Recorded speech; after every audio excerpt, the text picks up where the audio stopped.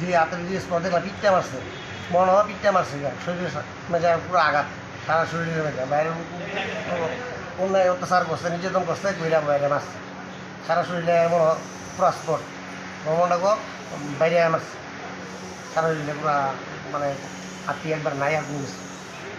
কি মনে হয় মানে কি কারণে আপনার বাইরে মানে পিঠটা হত্যা করতে হবে? কী করবো সারা হঠাৎ করে বাইতে বেরিয়ে আসা উঠু, হঠাৎ করে মানে ড্রিঙ্কস করতে উঠু, ড্রিঙ্কস করতে হইলে হঠাৎ করে বাইতে উল্টা কথা দিয়ে বাইতে আমি আরও দিন আটকে রাখছি, পরের দিন ডাক্তার দেওয়া ভাবছি, পরের দিন সকাল 7টার সময় গেছে।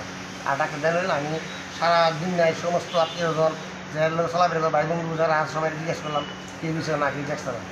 এখন রাত 2টার সময় আমি ফোন করছি কোথাও আমরা মিষ্টি বন্ধ করছি মোবাইল এইটা থালা হয়েছে আমরা দেখবেন। এরপরে এদিনকে আসো না মনে করেন আমি ফোন করছি 2 দিনের কথা বলছি, এরপরে মানে মহিলা পুরা দিন করে 10 সালে পরের দিন সকাল সুইচ অফ। পরের দিন যে মনে করেন হুল সুন্দর লাগে ঢুকছে মহিলা কিছু বলতে আমি বৃষ্টি খাই গেছে, বৃষ্টি দিয়েছি আমার মহিলাকে।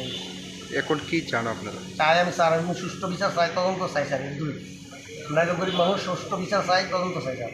পুলিশ গেছিল স্পটে? স্পটে পুলিশ আসছিল, এয়ারপোর্ট থানার ওসি আসছিল, এর সঙ্গে এডুকেশন পোস্টের একজন আসছিল, এক্সট্রা তাইও আসছিল, তারা এয়ারপোর্ট ওসি তেনেকে আছে গা, তারপর এডুকেশন আউটপোস্টের লোকে দিলে। আপনার ভাইয়ের নাম কি? নিতাই দাস। বয়স কত? বয়স 35 ছিল। বাড়ি? বাড়ি হলো বিদ্যাসাগর পল্লী ডেভেলপ, থানা আমতলী। কি করতো তাই না? হ্যাঁ তাই নিয়ে করতো, মিউনিসিপ্যালিটির প্রাইমারি রেলের কাজ করতো, মিউনিসিপ্যালিটির স্টাফ আসছিল। বিয়ে টিয়ে করছে? বিয়ে করছে, এক ছেলে আছে।